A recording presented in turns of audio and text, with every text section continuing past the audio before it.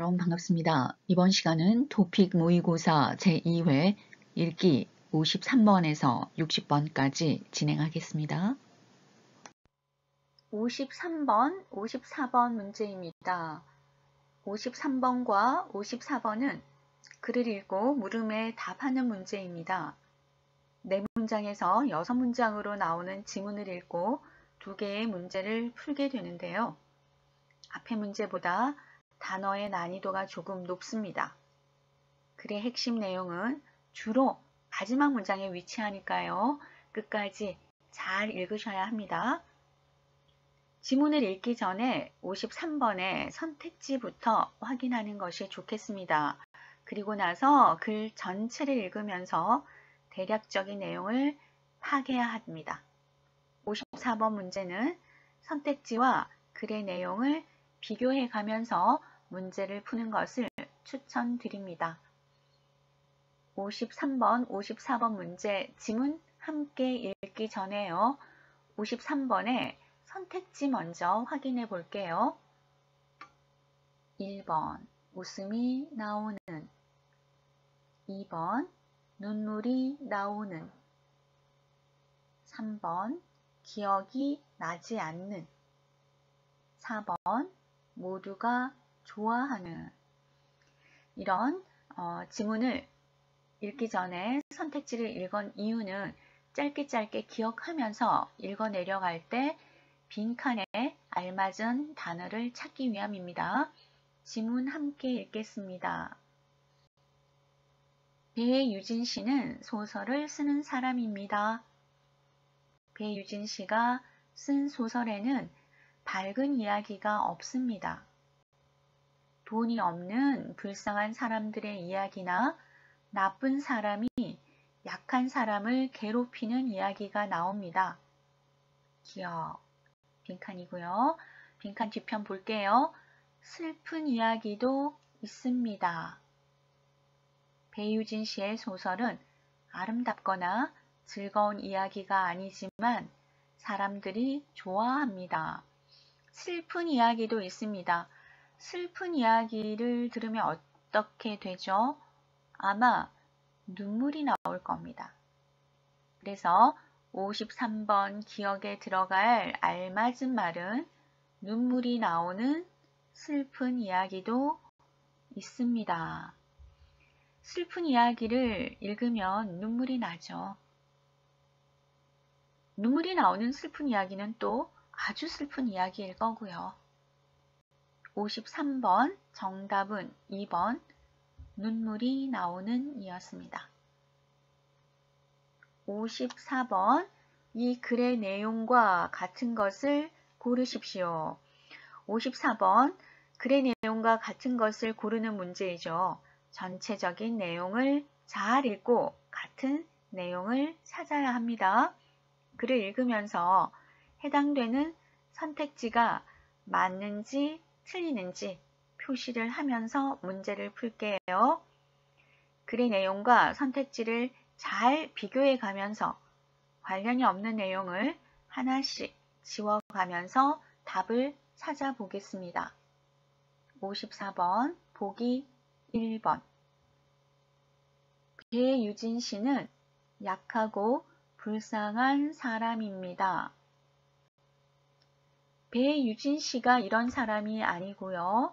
배유진 씨의 소설에 약하고 불쌍한 사람이 나옵니다.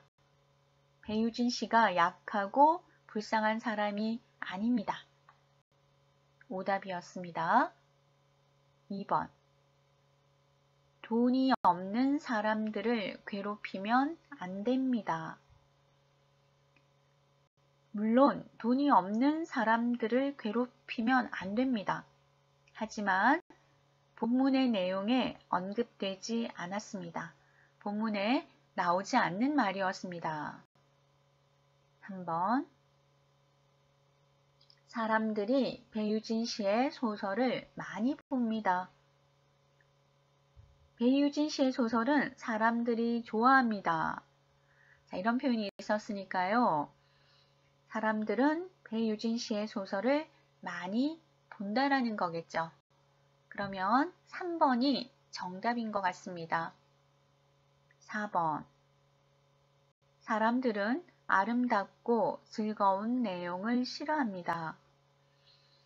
사람들이 아름답고 즐거운 내용을 싫어하는지 본문의 내용에 언급되지 않았습니다. 본문의 내용에 없는 내용이니까요. 당연히 오답이죠. 54번은 배유진 씨의 소설은 사람들이 좋아합니다. 라는 지문으로 사람들이 배유진 씨의 소설을 많이 봅니다. 라는 것이 정답이었습니다. 3번이 정답이었습니다. 55번, 56번은 글을 읽고 물음에 답하는 문제입니다. 지문이 5문장에서 7문장으로 이루어져 있고요. 55번은 2점, 56번은 3점으로 배점이 되어 있습니다. 주로 수필이나 설명문 형식의 글입니다. 자신의 경험을 소개하거나 어떤 대상을 설명하는 글이 대부분이죠. 지문은 과거와 현재를 비교해서 달라진 점 또는 어떤 음식이나 물건, 장소에서 평범하지 않은 특별한 점을 소개하는 내용들이 많이 출제가 됩니다. 55번, 56번 지문 함께 읽어볼게요. 수지 씨, 어제 학교에 초대해 줘서 고마워요. 자, 빈칸 기억이 있습니다. 55번 문제를 보니까 그런데, 그러면, 그래서, 그러니까 지난 시간에 공부했던 접속 부사들이 나와 있습니다.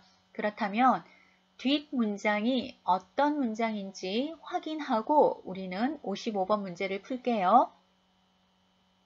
여자대학교 앞에는 커피숍이나 화장품 가게가 많아서 놀랐어요. 초대해줘서 고맙다. 그리고 뒤에는 놀랐어요 라는 말을 했습니다. 이렇게 내용이 바뀔 때 우리는 그런데 라는 것을 사용을 하죠. 그런데를 넣어서 처음부터 다시 한번 읽어볼게요. 수지 씨, 어제 학교에 초대해줘서 고마워요. 그런데 여자대학교 앞에는 커피숍이나 화장품 가게가 많아서 놀랐어요. 잘 어울립니다. 계속 읽겠습니다. 우리 학교에는 남학생이 많아서 그런지 학교 앞에 술집이나 당구장이 있어요.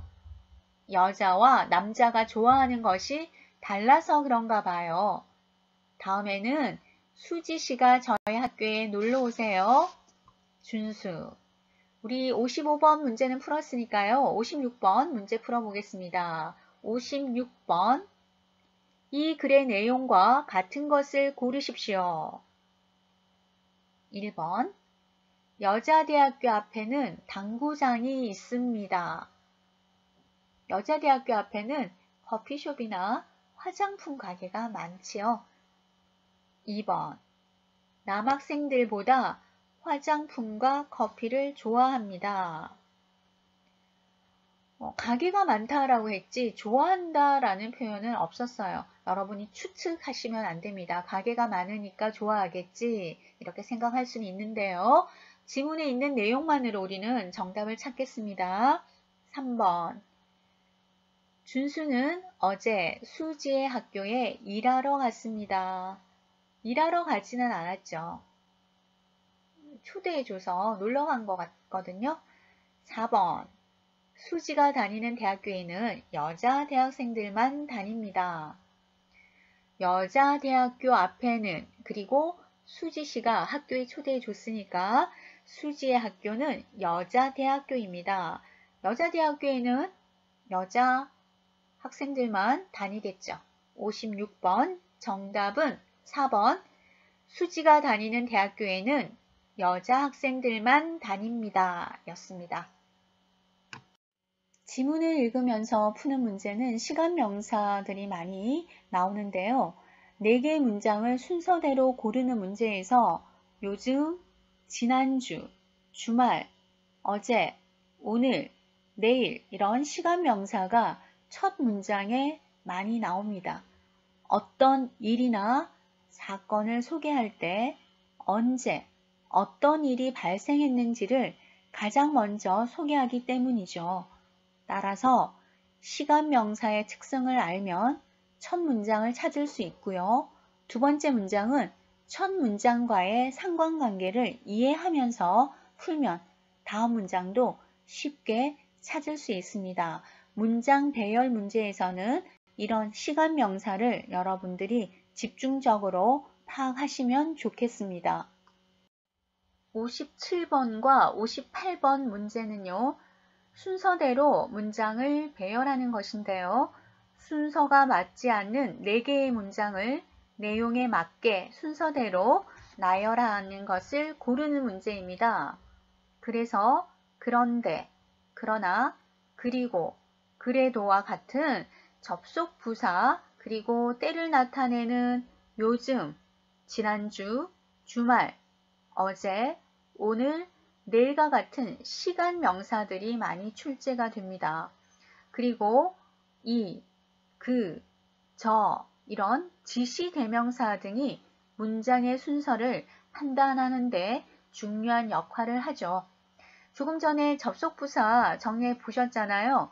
그 접속 부사의 의미들을 잘 생각하면서 우리 문제 한번 보겠습니다. 먼저 가 볼게요. 그래서 한국에 와서 처음에는 음식이 매워서 힘들었습니다. 자, 그래서가 되었으니까 앞에 어떤 문장이 있어야 되니까요. 맨 앞에 가는 문장은 아닙니다. 저는 매운 음식을 먹으면 덥고 땀이 나서 못 먹습니다. 나번은 좀 괜찮은 것 같아요. 하지만 지금은 매운 음식을 잘 먹습니다. 하지만도 앞에 어떤 문장이 나와야 되니까요. 우리 잠시 보고 제껴놓고요. 친구들과 매운 음식을 많이 먹으러 다녔기 때문입니다. 그렇다면 저는 매운 음식을 먹으면 덥고 땀이 나서 못 먹습니다. 맨 먼저 와야겠고요. 그래서 매운 음식을 잘 못 먹으니까 그래서 한국에 와서 처음에는 음식이 매워서 힘들었습니다. 하지만 처음엔 힘들었지만 반대되는 하지만 지금은 매운 음식을 잘 먹습니다. 이유를 말해야 되겠죠. 그 다음에는 친구들과 매운 음식을 많이 먹으러 다녔기 때문입니다. 이렇게 우리는 나, 가, 다, 라의 순으로 문장 배열을 해보았습니다. 전체적인 내용을 쭉 한번 연결해서 읽어볼까요? 저는 매운 음식을 먹으면 덥고 땀이 나서 못 먹습니다. 그래서 이때 그래서는 어떤 의미예요? 매운 음식을 못 먹어서 한국에 와서 처음에는 음식이 매워서 힘들었습니다. 하지만 이때 하지만의 뜻은요. 한국 음식이 매워서 힘들었지만 지금은 매운 음식을 잘 먹습니다. 왜냐하면 친구들과 매운 음식을 많이 먹으러 다녔기 때문입니다. 이렇게 우리가 앞의 의미들을 생각하면서 그래서 하지만이 어떤 의미인지 또 마지막에 때문입니다 라고 말하는 것에 왜냐하면 이라고 이유를 설명하는 접속부사를 사용도 해 보았습니다. 그래서 하나의 지문을 읽고 문장대로 여러분이 배열을 한번 해보는 것은 처음과 그 다음 문장에 어떤 것이 오게 하는 접속부사를 좀 신경 써서 연결해 주시기 바랍니다. 58번입니다. 우리 순서대로 문장을 배열 한번 해볼까요? 저는 3개월 전부터 자전거로 출근과 퇴근을 했습니다. 처음에는 힘이 들어서 출근만 자전거로 하고 버스로 퇴근했습니다. 그리고 이제는 몸도 건강해져서 자전거 타기가 정말 즐겁습니다. 라. 그런데 계속 자전거를 탔더니 나중에는 힘들지 않았습니다. 4개의 보기를 읽어보았는데요. 우리 4개의 보기를 정리하자면 저는 3개월 전부터 자전거로 출근과 퇴근을 했습니다. 자전거로 출근하는 것이 처음에는 힘이 들어서 출근만 자전거로 하고 버스로 퇴근했습니다. 그런데 앞에 문장과 반대가 되겠죠. 처음에는 힘들었는데 계속 자전거를 탔더니 나중에는 힘들지 않았습니다. 그리고 자전거로 다녀도 힘들지 않고 이제는 몸도 건강해져서 자전거 타기가 정말 즐겁습니다. 중간중간에 그런데 그리고 이렇게 연결된 부분을 앞문장을 가져와서 이렇게 전체적인 흐름으로 문장을 다시 한번 정리를 해 보았습니다. 여러분들도 보기가 조금 어떤 게 순서가 어디로 갈까 보기 문장이 조금 정리가 어렵다면 이걸 거야 라고 생각하는 문장의 뒷부분과 연결지어서 전체적인 흐름이 어떤가 확인을 해 보신다면 좀 더 문장 배열이 편할 수 있을 겁니다. 58번은요. 1번이 정답이었습니다. 가, 나, 라, 다의 순서로 우리는 문장을 배열해 보았습니다. 59번, 60번 문제는요. 글을 읽고 물음에 답하는 문제입니다. 59번은 주어진 문장을 문맥에 맞게끔 넣는 문제이고요.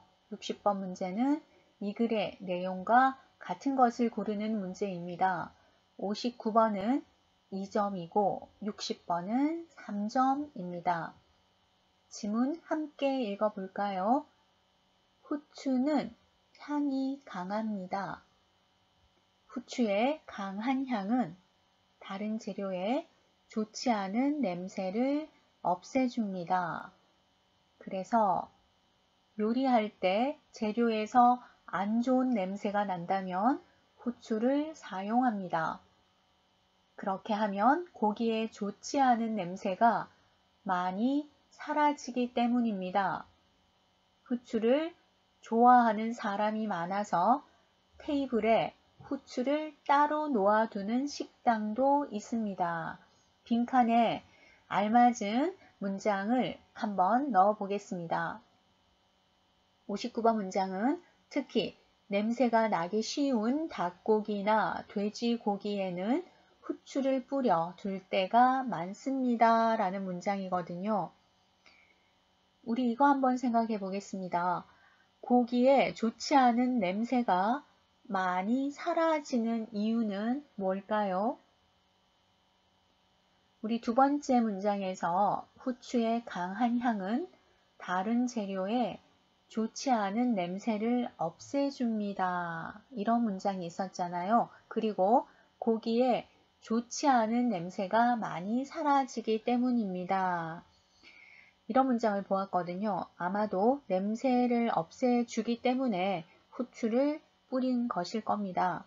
그러므로 닭고기나 돼지고기에는 후추를 뿌려 둘 때가 많다라는 내용은 연결되는 부분에서 우리 디귿에 한번 넣어 보겠습니다. 후추는 향이 강합니다. 후추의 강한 향은 다른 재료에 좋지 않은 냄새를 없애줍니다. 그래서 요리할 때 재료에서 안 좋은 냄새가 난다면 후추를 사용합니다. 특히 냄새가 나기 쉬운 닭고기나 돼지고기에는 후추를 뿌려둘 때가 많습니다. 그렇게 하면 고기에 좋지 않은 냄새가 많이 사라지기 때문입니다. 후추를 좋아하는 사람이 많아서 테이블에 후추를 따로 놓아두는 식당도 있습니다. 빈칸에 적절하게 문장이 들어간 것 같아요. 60번 문장입니다. 이 글의 내용과 같은 것을 고르십시오. 1번. 후추는 먹으면 안 됩니다. 후추는 먹어도 되죠. 그리고 향이 강해서 좋지 않은 냄새도 없애준답니다. 2번. 후추는 나쁜 냄새를 없애줍니다. 그렇죠. 후추는 향이 강해서 재료에 좋지 않은 냄새를 없애줍니다. 3번. 사람들은 후추의 향을 싫어합니다. 후추의 향을 좋아하는 사람이 많기 때문에 테이블에 후추를 따로 놓아두는 식당도 있습니다. 라고 설명했잖아요. 4번. 후추는 모든 냄새를 사라지게 합니다. 후추는 향이 강해서 다른 냄새를 조금 없애주는 거죠. 모든 냄새가 사라지지는 않습니다. 정답은 2번. 후추는 나쁜 냄새를 없애줍니다. 가 정답이었습니다. 한국어 발음을 알아보는 시간으로 받침 디귿 티읕 뒤에 모음 이가 오는 경우의 발음을 알아보겠습니다. 우리 먼저 받침 디귿 티읕 뒤에 모음이 오는 경우를 알아보겠습니다. 받침 디귿 티읕 뒤에 모음이 오면 받침 디귿 티읕을 이응 자리로 이동해서 발음해요. 연음이라고 합니다. 연음은 한국어 발음 첫 번째 강의를 참고해 주시고요. 예를 들어 밭에를 보면 받침 티읕과 모음 에가 만나요. 그러면 받침 티읕이 이응 자리로 가서 밭에라고 발음합니다. 밭에. 그러면 받침 디귿 티읕 뒤에 모음 이가 오면 어떻게 발음할까요? 함께 볼게요. 받침 디귿 티읕 뒤에 모음 이가 오는 경우입니다. 그리고 이때 이는 조사나 전미사인 경우입니다. 이렇게 두 소리가 만나면 마찬가지로 받침 디귿 티읕이 첫 소리에 있는 이응 자리로 이동을 해요. 그런데 이때 DT로 발음하는 것이 아니고 각각 GT로 발음합니다. 그리고 이렇게 발음되는 경우를 국외음화라고 합니다. 예를 볼게요. 먼저 받침 디귿과 모음 이가 만나는 경우를 볼게요. 구지를 보면 받침 디귿 뒤에 모음 이가 옵니다. 이때 모음 이는 부사를 만드는 전미사예요. 그러면 먼저 받침 디귿이 이응 자리로 가서 구디가 돼요. 그런데 여기에서 첫소리 자음 디귿과 모음 이가 만나면 디를 지로 발음해요.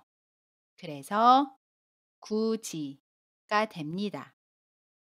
구지. 이번에는 받침 티읕과 모음 이가 만나는 경우를 볼게요. 가치를 보면 받침 티읕과 모음 이가 만납니다. 그리고 이때 모음 이는 부사를 만드는 전미사예요. 그러면 먼저 받침 티읕을 이응 자리로 옮겨서 가티가 돼요. 그런데 여기에서도 마찬가지로 첫소리 자음 티읕과 모음 이가 만나면 t를 치로 발음합니다. 그래서 같이라고 발음해요. 같이. 그런데 발음에는 언제나 예외사항이 있지요. 예외인 경우를 볼게요. 첫 번째 예외인 경우는 한 단어인 경우에는 D나 T를 G나 T로 발음하지 않아요. 예를 들어 명사 잔디를 보면 한 단어입니다. 이때 첫소리 자음 디귿과 모음 이가 만나도 잔디라고 발음해요. 잔지라고 발음하지 않습니다. 또 다른 예 볼게요. 동사 디디다입니다. 디디다는 한 단어예요. 첫소리 자음 디귿과 모음 이가 만나도 디디다 라고 발음해요. 지지다 라고 발음하지 않습니다. 그리고 또 다른 경우는 단어와 단어가 결합된 경우에도 D나 T를 G나 T로 발음하지 않아요. 예를 들어 혼이불을 보면 홑이라는 단어와 이불이라는 단어가 결합해서 만들어진 합성어예요. 이때 받침 티읕과 모음 이가 만나지요. 그래도 호치불이라고 발음하지 않습니다. 혼이불이라고 발음해요. 좋습니다. 우리 그러면 예문 보면서 조금 더 발음 알아볼게요. 해돋이를 보러 가요. 어떻게 발음하죠? 해돋이를 보러 가요. 해돋이를 보러 가요. 밭이 넓어요. 어떻게 발음하죠? 밭이 넓어요. 밭이 넓어요. 굳이 밭에 같이 가야 해요. 어떻게 발음하죠? 굳이 밭에 같이 가야 해요. 굳이 밭에 같이 가야 해요. 이번 시간에는 토픽 모의고사 제2회 53번에서 60번까지 공부했고요. 한국어 발음 중에서 국의 음화 현상에 대해서 알아보았습니다. 한국어 발음하실 때 정확하게 발음하실 수 있도록 연습해 주시기 바랍니다. 강의 들으시느라 수고 많이 하셨습니다.